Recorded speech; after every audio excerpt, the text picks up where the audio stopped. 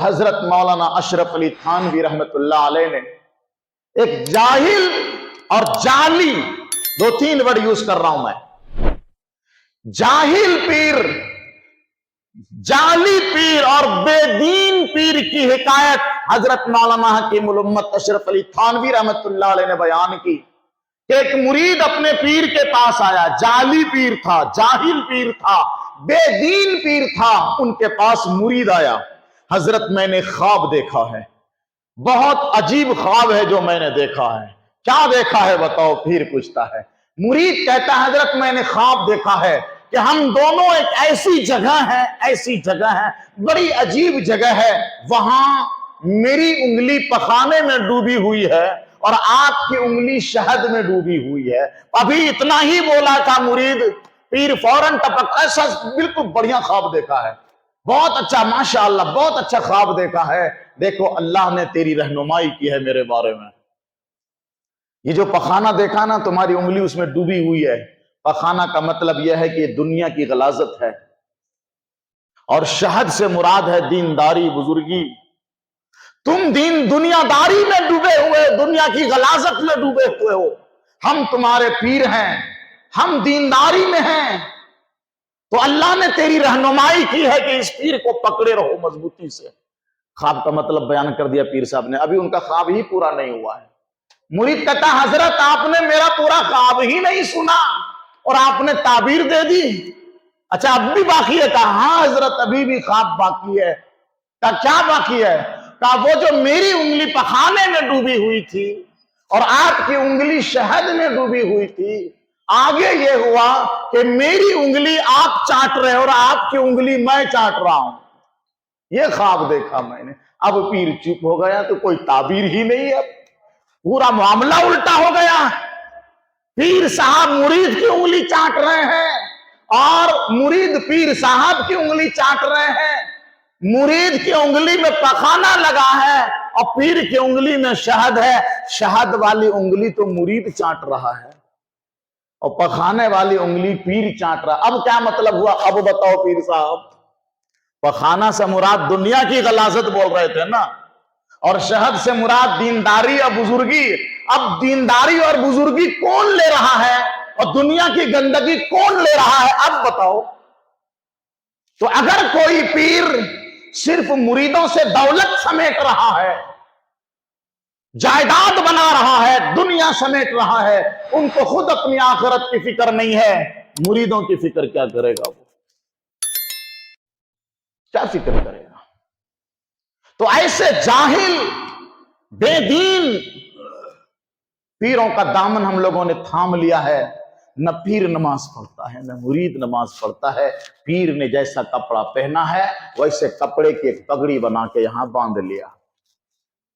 اب کوئی پیر ہے جو پیلا جبہ پہنتا ہے تو ہماری پگڑیاں پیلی ہو گئی، کوئی پیر ہے جو ہرا جبہ پہنتا ہے ہماری پگڑیاں ہری ہو گئی، کوئی پیر ہے جو جعفرانی جبہ پہنتا ہے کیسر کلر کا تو ہماری پگڑی کیسر کلر کی ہو گئی، وہ باندھ کے ہم پھر رہے۔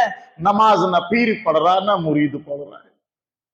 اللہ نے قرآن میں کہا یہ تم کیا پڑ گئے دنیا کے رنگوں کے چکر میں، کہ کوئی ہریا رنگ لے لیا، کوئی پیلا رنگ لے لیا، کوئی لال رنگ لے لیا، اپنے اپنے پیروں کا رنگ، اپنے اپنے پجاریوں کا رنگ۔ صبغت اللہ ہے ایمان والو، تم یہ کہنا ہم نے اللہ کا رنگ لے لیا، پیروں کے رنگ پہ نہ بھاگو۔ یہ میں اپنی بات نہیں کہہ رہا دوستو، سورہ بقرہ میں اللہ نے یہ آیت بیان کی ہے، صبغت اللہ۔ اللہ نے ایمان والے سے کہا صبغت اللہ، اے ایمان والو تم یہ کہنا کہ ہم نے اللہ کا رنگ اپنے اوپر چڑھا لیا، ہمیں کسی اور رنگ کی ضرورت نہیں، یہ اللہ کا رنگ کیا ہے۔ اللہ خود قرآن میں کہتا ہے وَمَنْ أَحْسَنُ مِنَ اللَّهِ صِبْغًا، اللہ سے زیادہ اچھا رنگ کس کا ہو سکتا ہے؟ اے ایمان والو تم کہو ہمارے اوپر اللہ کا رنگ چڑھ گیا، یہ نہ کہو ہمیں چشتی رنگ چڑھ گیا، ہمیں صابری رنگ چڑھ گیا، اس کی ضرورت نہیں ہے۔ جس پر اللہ کا رنگ چڑھ جائے گا اس سے صابر بھی خوش ہوگا، اس سے معین الدین اجمیری بھی خوش ہوگا، اس سے حضرت بغدادی بھی خوش ہوں گے، اس سے تمام صحابہ خوش ہوں گے، اس سے تمام نبی خوش ہوں گے، اس سے تمام اولیاء خوش ہوں گے، اس سے اللہ خوش ہوگا جس نے اللہ کے رنگ کو اپنایا۔ سوال یہ ہے کہ اللہ کا رنگ کون سا ہے؟ رنگ تو سارے اللہ ہی نے پیدا کیا ہے نا۔ ہرا رنگ اللہ نے بنایا، لال اللہ نے بنایا، پیلا اللہ نے بنایا، زعفرانی اللہ نے، سارے رنگ تو اللہ نے پیدا کیا ہے نا۔ اللہ کہتا ہے تم کہو ایمان والو کہ ہم نے اللہ کا رنگ اپنا لیا۔ یہ اللہ کا رنگ سے مطلب کیا ہے؟ علماء نے فرمایا کہ اللہ کا رنگ سے مطلب ہے اللہ کے دین کو اپنی زندگی میں چڑھا لو۔ اللہ کا رنگ ہے اللہ کا دین، اللہ کا رنگ ہے رسول اللہ صلی اللہ علیہ وسلم کی سنت، اللہ کا رنگ ہے اللہ کے اطاعت اور بندگی، یہ اللہ کا رنگ ہے۔ یہ تیری زندگی میں ہے کہ نہیں ہے وہ دیکھ لینا۔ اگر تیری زندگی میں دین ہے، اگر تیری زندگی میں اللہ کی عبادت ہے، اگر تیری زندگی میں رسول کی اطاعت ہے، اگر تیری زندگی میں صحابہ کی محبت ہے، اگر تیری زندگی میں ولی کی محبت ہے، اور محبت کا مطلب ابھی ہم نے کہا اللہ سے محبت ہے تو اللہ کی ماننا پڑے گا، رسول سے محبت ہے رسول کی ماننی پڑے گی، صحابہ سے محبت ہے صحابہ کی ماننی پڑے گی، ولی سے محبت ہے ولیوں کی ماننی پڑے گی۔ صرف پگڑی باندھ لینے سے کام نہیں چلنے والا، یہ دین ہے رسول اللہ کی سنت والا راستہ، یہ تمہاری زندگی میں ہے تو ہرا باندھو، پیلا باندھو، سفید باندھو، سب کام آئے گا۔ لیکن دین نہیں ہے، اللہ کی اطاعت بندگی نہیں ہے، رسول کی اطاعت و محبت نہیں ہے، کوئی رنگ کام آنے والا نہیں ہے۔ اس لیے اللہ نے ایمان والوں سے کہا کہ یہ کہو صبغت اللہ، ہم نے تو بس اللہ کا رنگ اپنا لیا، ہمارے اوپر اللہ کے دین کا رنگ چڑھا ہوا ہے۔ اب آخری بات یہ کہہ دوں کہ جس ایمان والے پر ایمان کا رنگ چڑھ جائے گا، جس ایمان والے پر اللہ کے دین اسلام کا رنگ چڑھ جائے گا، جس ایمان والے پر رسول اللہ کی محبت کا رنگ چڑھ جائے گا، جس ایمان والے پر صحابہ اولیاء کے دین کا ان کے طریقے کا رنگ چڑھ جائے گا، اب کوئی بڑے سے بڑا، بڑھیا مضبوط سے مضبوط کیمیکل ڈال کے بھی اس کو دھوئے گا، ایمان سے ہٹانا چاہے گا، اللہ رسول کی نفرت ڈالنا چاہے گا، ایمان والا ایمان نہیں چھوڑ سکتا۔ اس کے ایمان میں کوئی گڑبڑی نہیں آ سکتی۔